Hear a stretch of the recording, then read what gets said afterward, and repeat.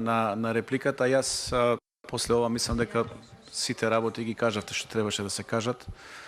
Добро е што ете сме на иста линија и сите, пак ја речам, сме на во една ситуација каде што сме ставени заеднички како општество и како држава да мораме сите заеднички да се бориме, затоа што ако не се бориме заеднички, ако се бори само едната политичка структура, другата не се бори, после неколку години тоа ќе биде обратно и така ќе се влече ова во недоглед. Благодарам што се согласувате со излагањево што го споменав.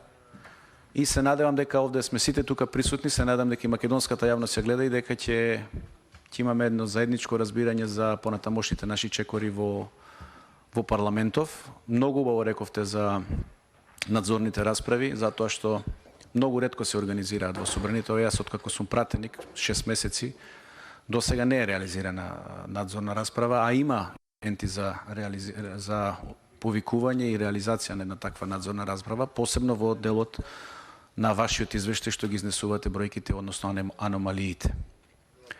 Фрапантно е тоа што го рековте исто за тоа што едно лице се пишува два пати, еднаш се пишува од една националност, тоа од друга националност и така натаму.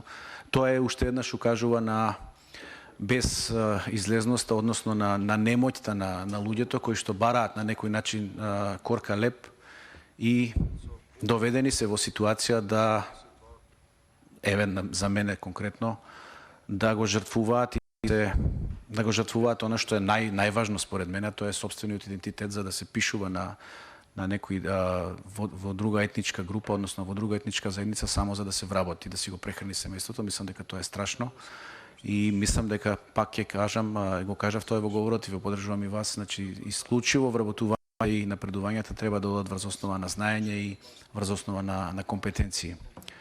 Ви благодарам. Благодараме на вас. Следен за реплика